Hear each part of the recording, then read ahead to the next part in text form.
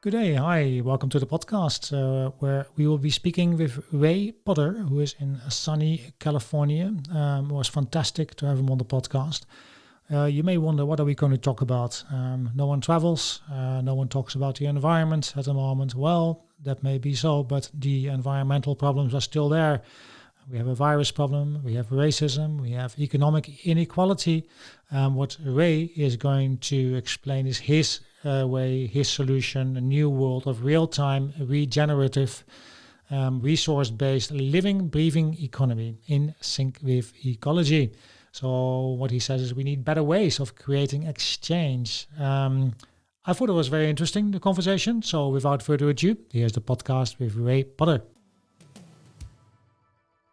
So I'm talking with Ray Potter, and very happy to have you here on the show. And we obviously have been introduced by Lars Ling. Welcome, first of all. Thank you, Peter. Thank you for having me, and I'm looking forward to our conversation to follow. Brilliant. How do you know Lars? How do you know him? So I met Lars at Nordic Impact Week. Back almost 3.5 years ago in Sweden. So he just reached out and then we connected, and then I was a keynote speaker at his event.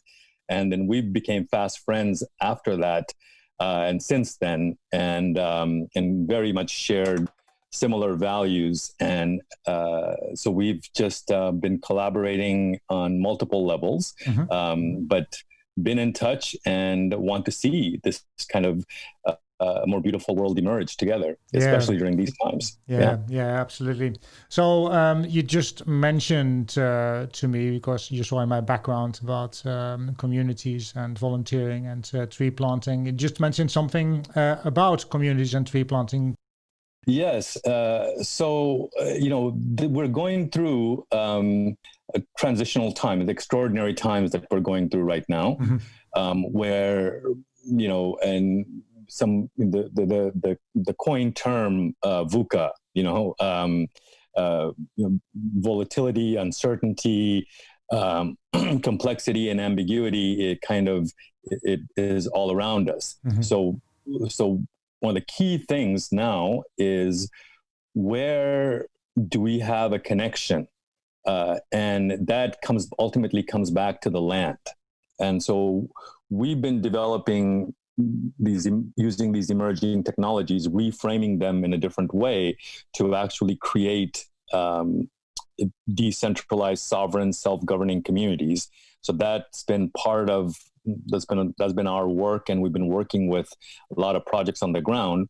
What we are realizing is that if we don't have freehold or sovereign access to the land, a lot of these things are likely to not see the light of day or live out to its full potential. So kind of what we're coming to is a really integrated model that essentially takes pieces of these land trusts, these protected lands, and use them in kind of a multi-use things, but in a network sense, not in a one-off sense, but in a network sense. Okay, what do you mean by that? So networks are really interesting, right? Yeah. So networks represent kind of the two tensions that we see in the world today. One is the tension of having individual accountability and trustability that we have in kind of small communities and with each other. And then the other thing is the economies of scale, kind of why you need centralization or concerted effort. So networks address both of these things simultaneously. For example, if I'm a member of a network, and let's say I'm a small farmer, okay, so on my own, I don't have access to credit that I need to run my farm. So I take high interest loans, and I'm subject to basically trying to make it out there on my own. I may have issues like regulatory licenses and other kinds of things that I can't afford. I may not have access to a network of markets or off-takers, etc. So on my own, I'm very vulnerable. But if I join with a network, then the network has collective leverage, collective creditworthiness, collective buying power, many things that the network can offer me. So similarly, a lot of conservation efforts and a lot of efforts around protecting biodiversity, creating regional resilience, all of these kinds of things. Yep. When their NGO projects in and of themselves are alone, they have a hard time scaling. And I would say, as we know, that over the last 50 years of the environmental movement, we've created a lot of awareness, but yet we've actually gone backwards to some extent. Right. Is that what you mean when you mention on your website and in your articles, living, breathing economy in sync with ecology? Is that what you're aiming at? Yes, that's exactly right. Okay. So the idea is that the economy is disconnected from ecology, partly because we're looking at it through a lens of it's either this or that. It's either control over our natural environment, or it's let nature take its course. And I think it's more of a symbiosis between these two forces. And that's a longer topic to unpack, because it's and I would want to get into that a little deeper with you. But in terms of what we're talking about, basically creating a network of multi-use land trust, creating parcels and using those parcels as kind of stable shares where we layer digital value, both social game mechanics and digital value on top of it. So that is vertically integrated. So now that has value long term, rather than kind of what's happening now. And I'll talk about, we can dive deeper into what's happening in capital Sounds markets. like a totally new model, though.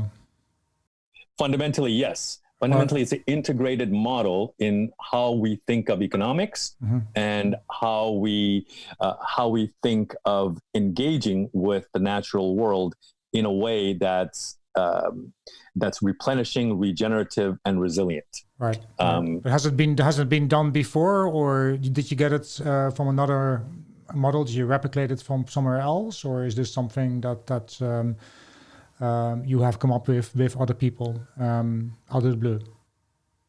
I think there's been a lot of groundwork that's been laid, and for years, so there's been great thinkers and strategists. So there's a lot of these kinds of plans towards living into this reality.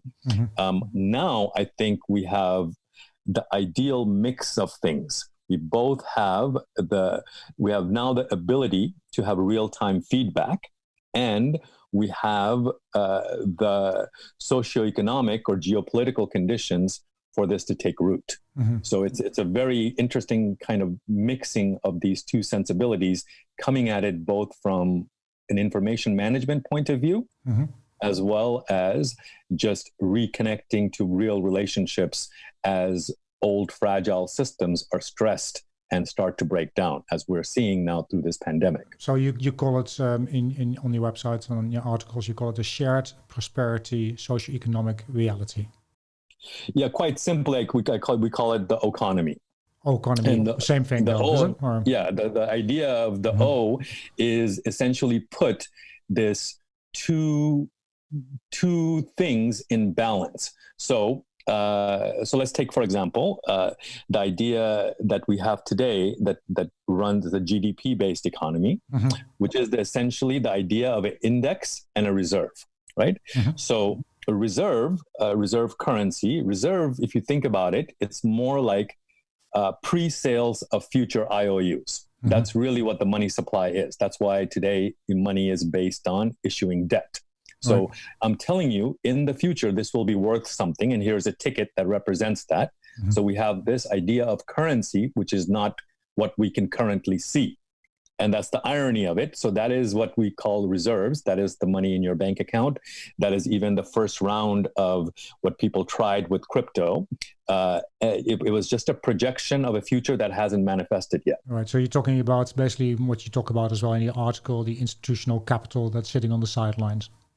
Correct. The institutional side capital is sitting on the sidelines, and then the choices that they have. Let's put a pin in it for a second, and we'll come back to it. And so against a reserve, we have an index or indices. So GDP is one of those indices, which says that we will produce these certain outcomes based on these promises that we made with this reserve. Now, when these two things are in sync, now you have an economy. But in reality, what we do now is these two things are in silos. That's why majority of the money supply today is futures and derivatives. They're guesses on what the future value would be, and you're trading based on those guesses. Today, when we talk about equity, for example, like in your home, you're not talking about really your share of the regenerative capacity of the land or the real use value of your property. What you're talking about is what this property will rent at in the future. So you are basically buying equity into a future projection of this distorted model. And what we're trying to do is put it back in harmony, put it back in balance, so that there's a real-time feedback between the promise and the performance. Right, but obviously if it's on the sidelines, if it's not in use, then it's almost like a security. That's almost that you have, basically, no matter what. Whereas if you put it in use, then it's not a security anymore, is it? Yeah, well, there's a different way of looking at security and utility. And in fact, in our modern world, we have many instances of this exact same thing, where you have future agreements or a future security known in the present. So for example, when you have airline miles or gift cards or things of that nature, where there's an agreement towards a product or service that I can access that is independent of the mechanisms of market or price, right? So I made an agreement. The miles are good as those miles. I can travel this distance based on those miles. So the agreement to do something very specific exists today. Now, coming back to the value of land integrated into the future of investments, this I think is very critical right now, because what we have now is, there's a great quote by Alexander Dumas, the Three Musketeers guy. And he said, all of human wisdom could be summed up in two words, which is wait and hope. Okay. So right now we have this thing, we're going through this time where things are uncertain. You have a series of systemic catastrophes. First, now this is this pandemic. Next, you have disruptions in the supply chain. Next, you have some huge global recession looming. Then you have climate crisis. And then who knows what, extinction. We're in this kind of really weird scenario. All in 2020, indeed. Yeah. But it's been iterating for quite some time, as you know. Yeah, of course. Yeah. Right. Yeah. And so we've just come to, and that's the thing. So we hoped things would be okay, and so that was the best of our wisdom. And, we're waiting for things to turn. And then now you run into a series of unfortunate events that are just only escalating and getting exponentially more complex. Now, in this kind of a scenario, where is the stable point here? How do we secure, how do we move forward from here? So in the instruments that we've created, as I mentioned, the idea of a reserve is pre-sales of IOUs, right? So the pre-sales have to be satisfied by offtakes, if I'm using business language. Right? So somebody has to agree that this, I'm going to deliver against this. That part, because it's largely missing in the way our organizational systems work. So right now, if you are sitting on money, it's very precarious. Where do you put it? Because right now, your choices are, so let's say, and again, it depends on who you are. So if you are high net worth individual, or if you are a family office, if you have lots of cash to be deployed, you are primarily interested in security. What we've created is a system of rents. You are basically on the food chain of paying a landlord, metaphorical landlord or actual landlord, all the way up the food chain. Now, when you have something that, in a scenario like this, when things are disrupted, then everyone on the food chain is suffering. We need a system of co-investing or co-stewardship into what we're doing, We can't do that at a mass scale. You cannot turn around an oil tanker, at a 90-degree angle. That doesn't work. No. So we have to do it at the edges where we can account for this end to end. We can account for the land. We can account for the activity on the land. We can account for the social interaction or the governance of that activity, and we can account for our contribution relative to it. And that's kind of the design of the O-Conomy that we're applying in very specific use cases. And over the last few years, we've learned a lot. And you talk about sharing economy services, and you give examples like Uber and Airbnb, the matching needs in networks in real time. You want to do the same thing, correct? Yes, but with a key difference. So here's the thing. Both the driver and passenger, they lose out because ultimately it's about the financiers of Uber making money. We don't have co-ownership of it, but there's many good things about the Uberization of many things, the Uber model. So when we have a co-equity based Uber model, that's a very different thing. In the case of Uber, you have passengers and drivers rate each other. So they are accountable to each other.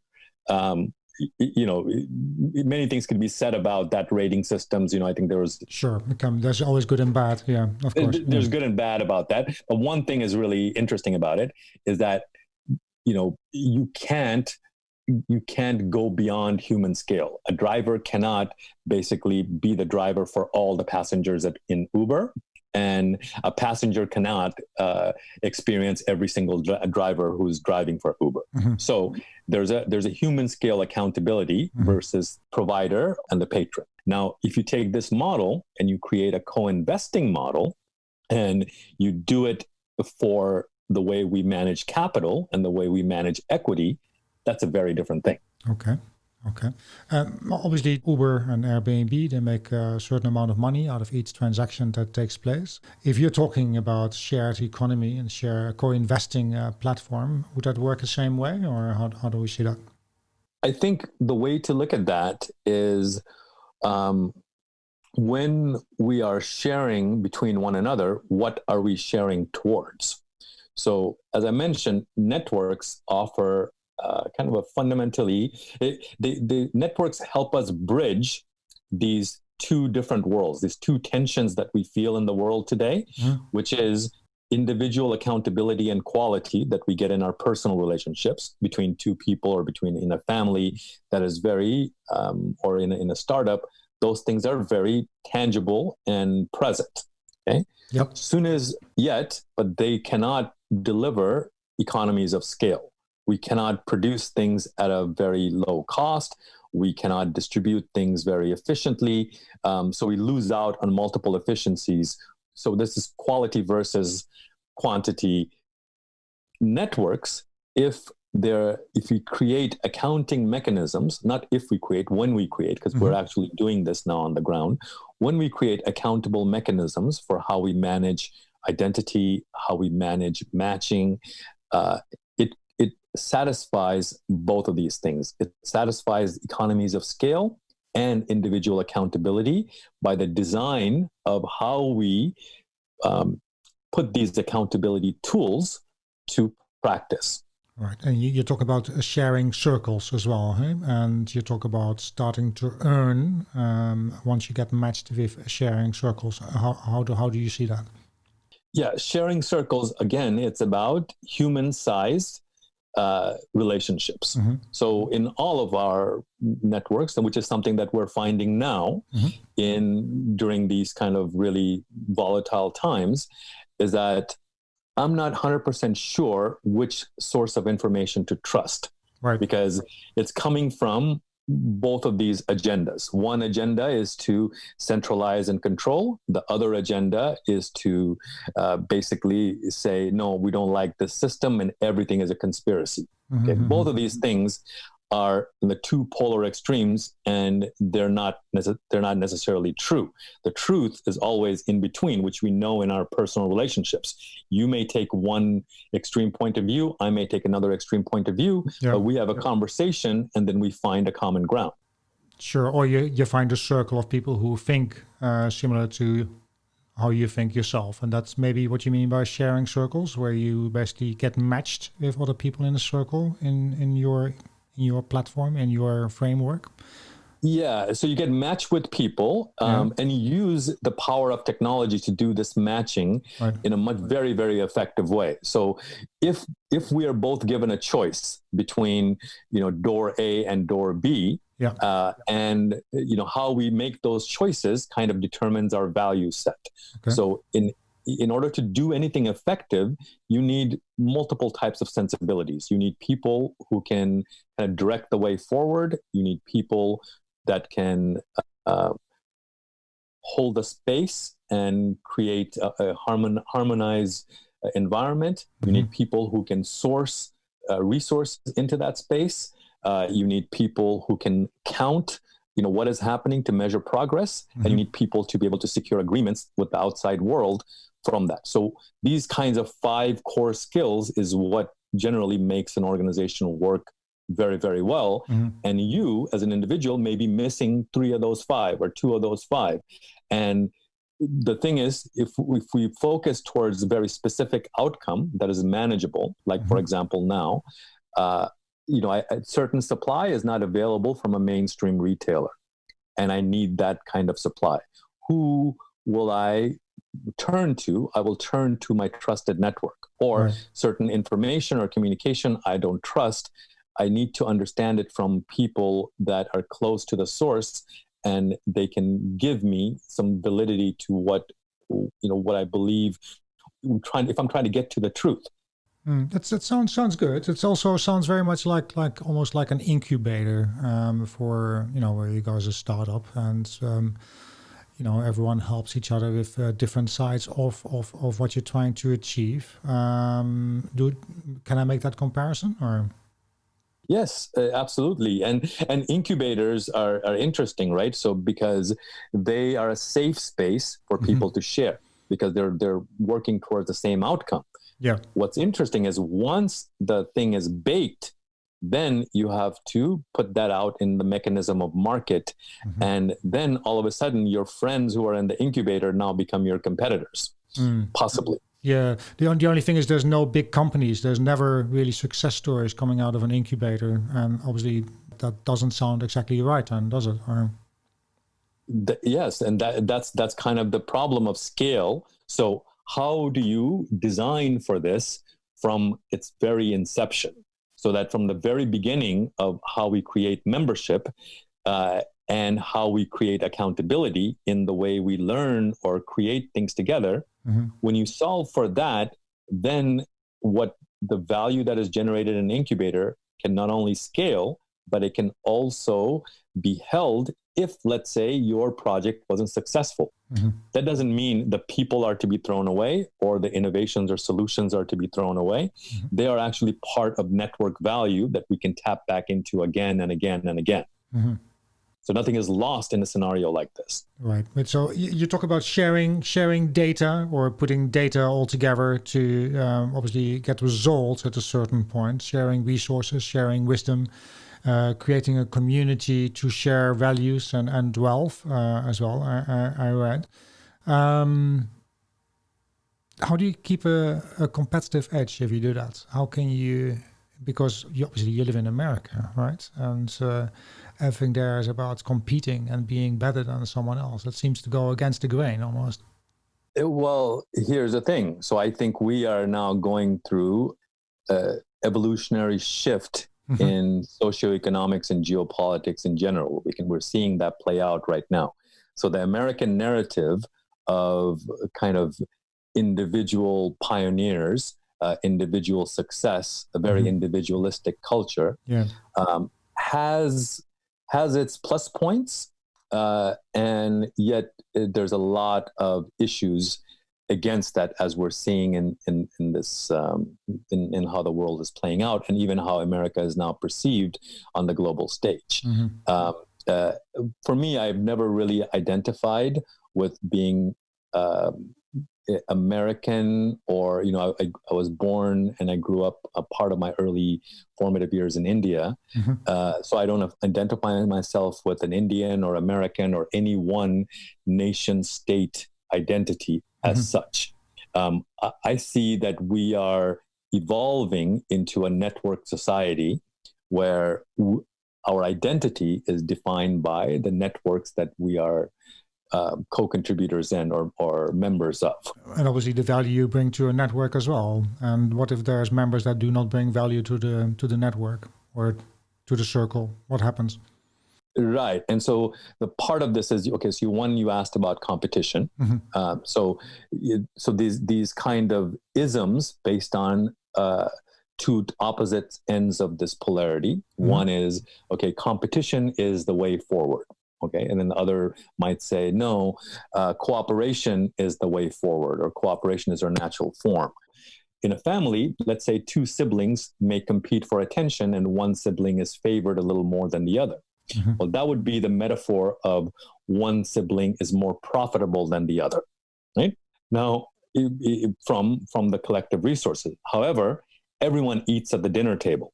It's not like just because, Billy did his homework and Jane did not, we don't exclude Jane from accessing the family's resources. That is very cooperative and very, very much egalitarian in that sense.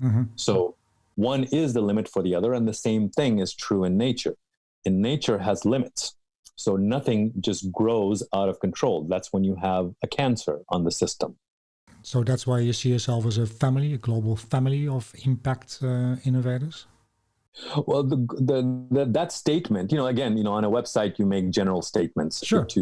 But I mean, we're talking about a family as a basically a middle way between, or let's say, a very extreme society. It can be communist society, and you're talking about society where it's really all about competition and who turns out to be the best.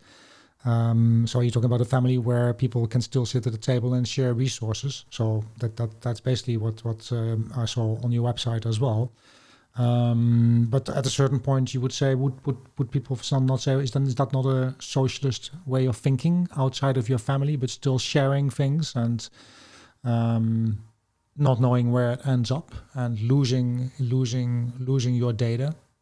Well, okay, so there's several layers to that question that you just asked. Of course. Right? So okay, so let's unpack that a little bit. So right. Yes, so what I'm suggesting from a very much let's say soul to solution to society. So there is layers to this, right? So at the core, intuitively, we all feel, most of us that are not sociopaths or psychopaths kind of feel that thank you for bringing that up. Right, there is that. So there is that deviance that could go into one extreme. But however, it's we are all one family under the stars. I think there's a general spiritual agreement on that from various traditions. So that is true. Now, how you express that, what is interesting about that is where is the limit of tribalism and how does that translate? So Robert Sapolsky, who's a great scientist from Stanford, he's lived with primates for 30 some years, and he really closely studied primate behavior, which is very much true for us. In order for us to have the biochemical bonding, the dopamine, the serotonin, the oxytocin that runs through our bodies to makes us feel good and deepen connection between one another, we need this concept of the other. So we are like this, and the other is those people. So, and this is kind of inherent to who we are as people, as civilization, as Homo sapiens. It's all about managing context. It's understanding which layer are we talking about and what are the ways to hold that space in a way that it makes sense to the majority of people. And you'll notice this when people that are public figures and they communicate a message to a mass audience. One of the key things is they're tapping into things that are universally common.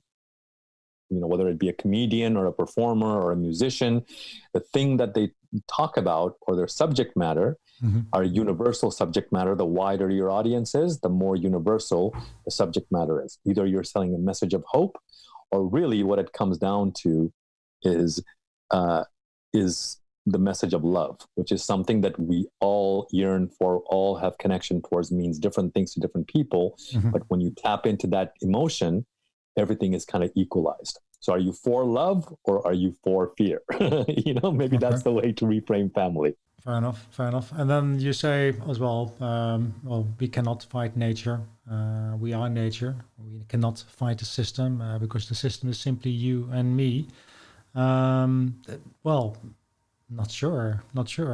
I mean, it seems like we're fighting nature all the time, isn't it?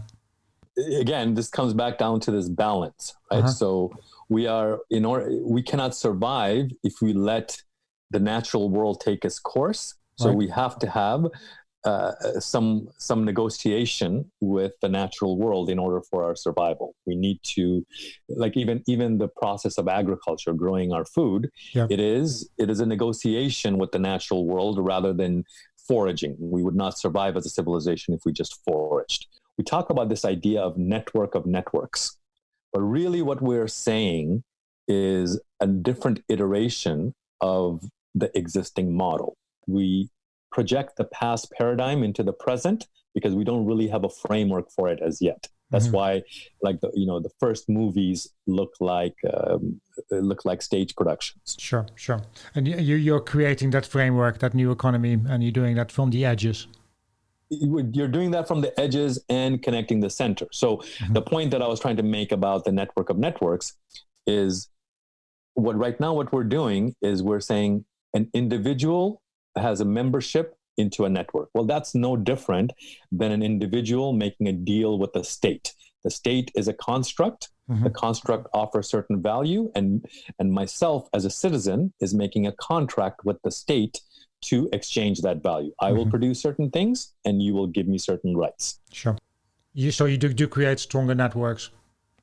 Right. So if you and I join together, then we are co-investors. So I enroll in you, you enroll in me, and we're co-investors in each other's network. And that doesn't look like an agreement like a citizenship, or that doesn't look like an agreement like the terms and conditions that you get when you on your iPhone. Is it a membership? It is a membership, but the membership terms are between you and I. So what is the critical piece of that technically is how we manage identity. How we manage identity, and what does identity and data sovereignty mean in a world like this? Okay, who am I, and how is that identified, and what information am I sharing with whom for what purpose? One of the easiest way to scale cooperation is co-investment, and co-investment is when our fates are tied together. I'm in it with you now, and together, as your capacity grows, my access to that capacity grows. Or as my capacity grows, your access to that capacity grows. And we're both enriched as a result. Absolutely. And I like that. But I'm sure there's a lot of people that don't like that, or that want to say, well, I would rather see my capacity grow and yours grow less, as a matter of fact, because then my capacity grows much faster and my capital grows much faster. Yes. And that's a different world, isn't it? That's the opposite, basically. It's pretty much the American way. That is I wouldn't just say the American way. That is a modality that we're running in, that's actually running into its limits now. That's what's playing out now, because it's not just Americans, it's everyone who is starting to think that it's all about me, and it was never about you to begin with. Yeah. So and you're saying exactly the opposite. You say together we're stronger, and that seems to be a more social way, and it might very well have certain effects as well, good effects. But at the same time, you can also say, well, it has been tried before. It didn't succeed at that point. Correct. And so I'm not coming at it from a psycho-spiritual or philosophical plane as such, that we ought to be doing this, because that sensibility has been around for a long, long time. Yeah. And it's always, history is written by the victor, right? So the modality of, yes, it's about me and my control and my empire. That's kind of what dictates the model that civilization runs under. So this is kind of what we've been doing to date. And what I'm saying is there's a balance, there's a middle way when you use our tools to manage these contexts. And that's a different way of managing your identity. There's a different way of matching with people that are going to help you, and a different way of seeing what your collective power is. So this is a lot of what our collective capacity is not visible to us. We cannot see it. Okay. And because we can't see it, it creates kind of a distortion in the space.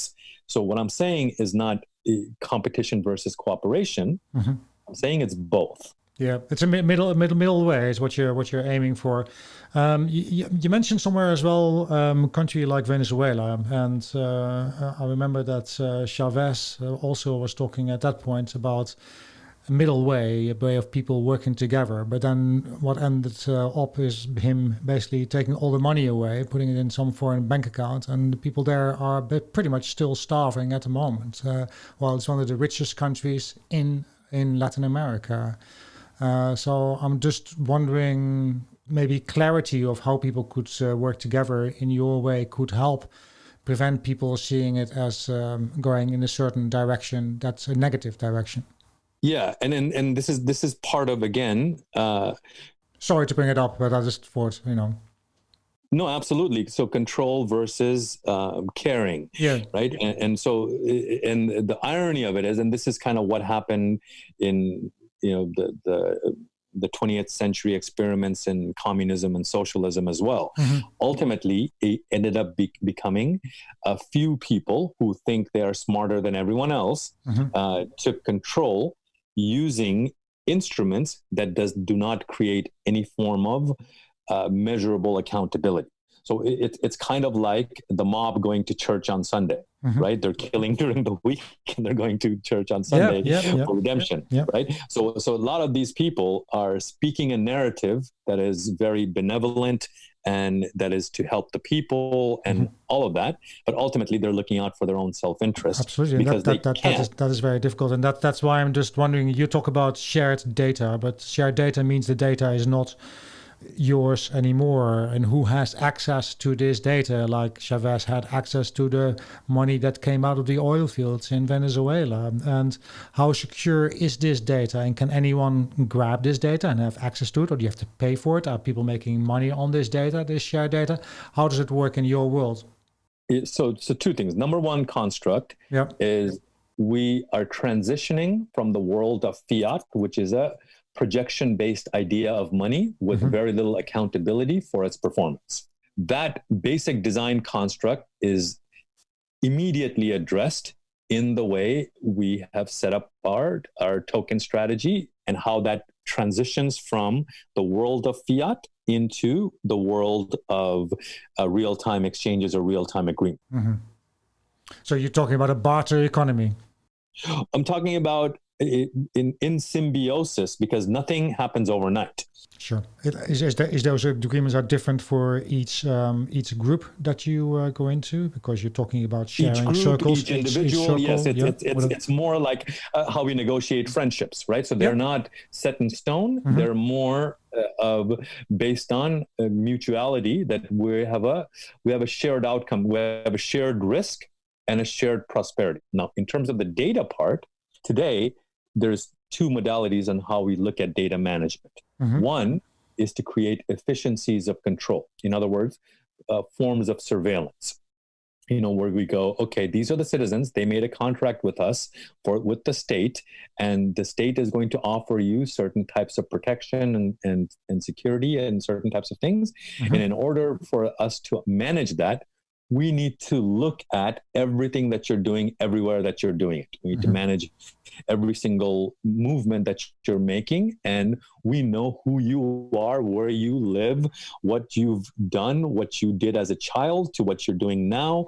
All of this is recorded as part of who your profile is. Now, those experiments are effective to some extent, but dangerous and potentially, like George Orwell's 1984 scenario, we're headed into that type of a reality where it is already shown that those kinds of centralized databases are more and more susceptible to fragility, meaning that they're susceptible to attack, they're susceptible to corruption, and we see this play out in the world. So, for example, in India, we have this idea called Aadhaar card.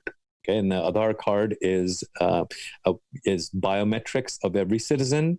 And you can't open up a bank account or have a phone or any of these kinds of access services without having an Aadhaar card. This is managed in a centralized database, and in a place like that where people's livelihoods are at stake, and it's very difficult to feed and take care of this growing economy. There's a lot of corruption in that space already. So in that space alone, people are selling private information openly on WhatsApp. People, Sure. But you want to share data. In order to share data, the data has to be available and has to be somehow in the cloud. And at that point as well, it makes it insecure, doesn't it? No. And that's okay. that. No. And right. so fundamentally, the structure of the data, there's two things. One is the volume of data. Okay, so part of what creates data volume is measuring things that are probably not necessary to measure. How you design the data has a lot to do with how much data you need to record. So what we've designed, what we create is proof of cooperation or proof of performance. Almost like a receipt, basically. Yeah, basically, it's the thing that we want to negotiate with the network. Just like in a personal relationship, we have many types of transactions. One day you and I don't like each other, and another day we're best of friends because we had a great time together. So you only share the data that's necessary to be shared. Is that what you're saying? That is correct. So you share the data that is necessary to be shared in the context that it needs to be shared. Right. And then by sharing that, what you are sharing with the network is a pattern, but not necessarily who you are, where you live, what you've done before. Those are not necessary elements to make that decision. What is necessary to make that decision, regardless, is the context of that decision. This is done in what we call node networks, and ultimately super node networks, where every individual is a node. We only share with the network what the network needs to know in order for the network to offer some feedback or value that is going to help us make better decisions. Fair enough. But that said, before you spoke with me today, you checked out my background a little bit, from what I understand. So that has to be available to you. And you also checked out the brief that I sent you and made some comments on that as well. So that's already information that I shared with you to have a conversation, correct?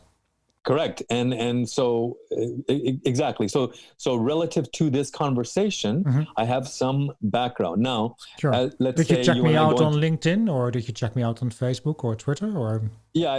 I basically scanned, various things that so you have an idea. But again, this is our first meeting, so it will be a different conversation when we have this conversation again in another context.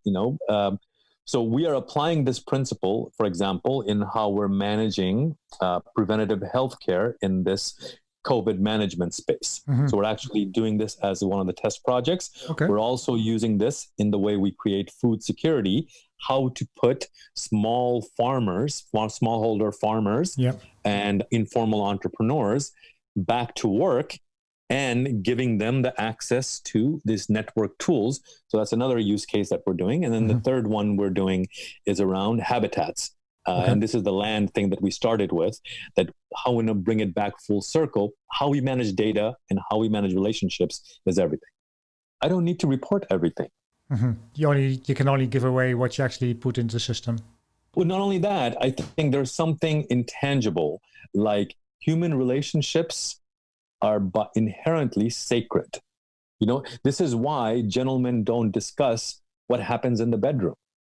That's just what it is. It's like, this is the relationship between myself and my beloved is something between me and her. I'm not going to discuss that publicly. And same thing with my close friendships, like this person is my dear friend. How are we close friends? You don't need to know that. You need to know that this person has my back and I have their back, and that makes for a trusted relationship. It's very, very interesting, I must say. We already quite a long way into this conversation as well. Where can people find you? Where can people find out more about you, about your framework, about what you do? So I, probably the easiest place to reach me, because what we're doing now is very much things on the ground. So if you go to raypotter.com, it kind of outlines the different projects that we're a part of. And so our network evolution is a combination of many networks. And so we have a website for that at weare1.1. Yeah. And so that is just right now, it's a temporary website, but we will be featuring a lot of our use cases. And right now, what is really, really critical is that we need to solve for immediate problems. We don't have really time for kind of philosophical projections. So, and we built some very powerful tools to be able to manage identity, to be able to manage matching using the best of quantum resistant DLT and AI technologies and conversational AI to reach underserved communities all around the world. So 3 key projects that we're doing.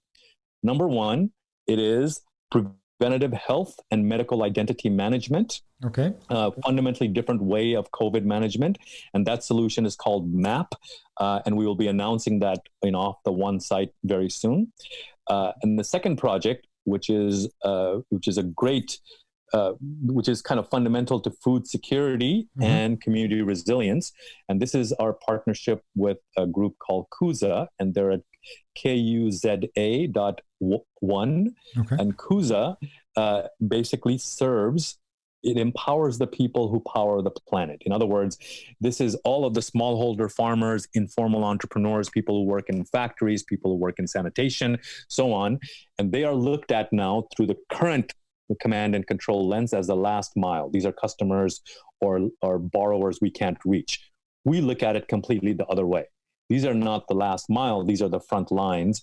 And they need to be supported so that the small farmer and the small entrepreneur can actually, because they already do provide value. They provide 80% of our food, 90% of everything we consume, etc.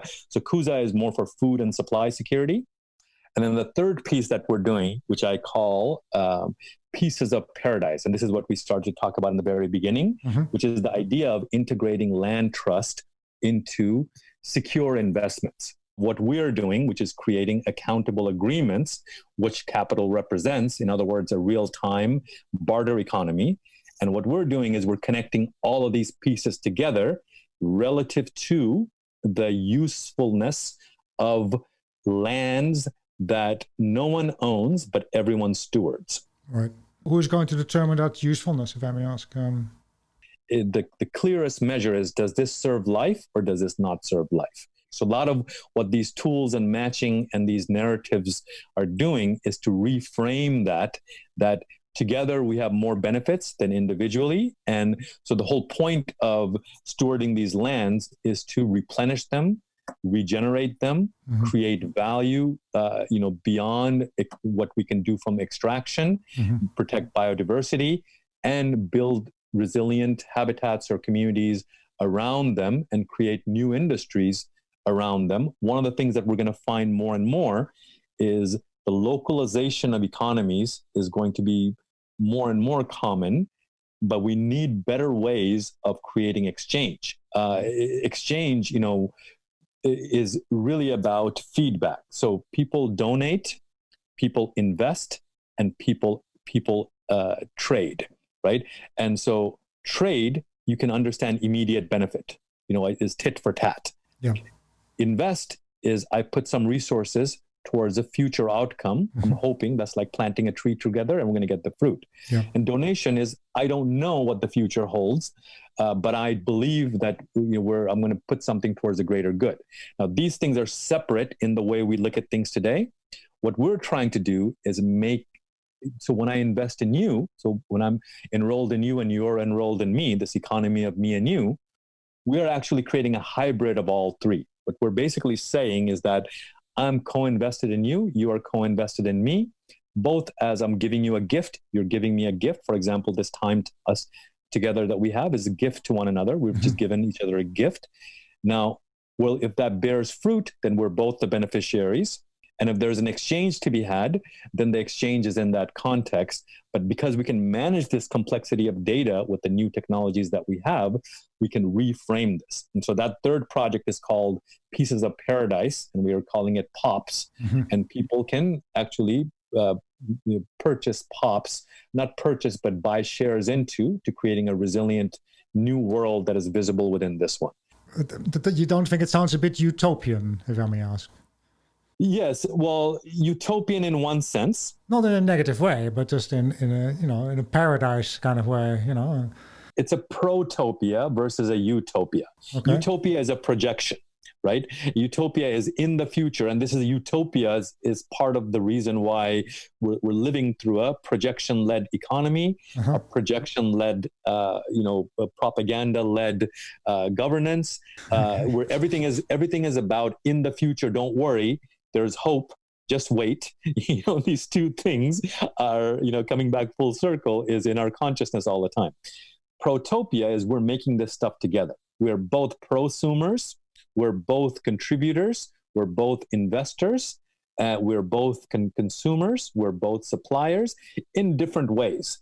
Now, the complexity of what we bring to the table cannot be managed at a human scale. And this is where technology plays a huge role, where you can contribute something to the network, and the network can distribute that to where it's needed, and you can trust the network because the network is unbiased, versus a network, let's say like Google, which you're only getting popular information that fits the ad revenue model for Google. Sure. It's really about managing that information where it's most effective and giving you just-in-time information to get out of the more and more crisis scenario that we'll find ourselves in. And it's really about having kind of trusted accountability in those spaces. We'll leave it at that. And I want to obviously thank you very much. It was a very interesting conversation. I actually really like it. And thank you so much. Yeah, thank you so much. And I hope we can continue the conversation in the future, and very much appreciate your time and presence.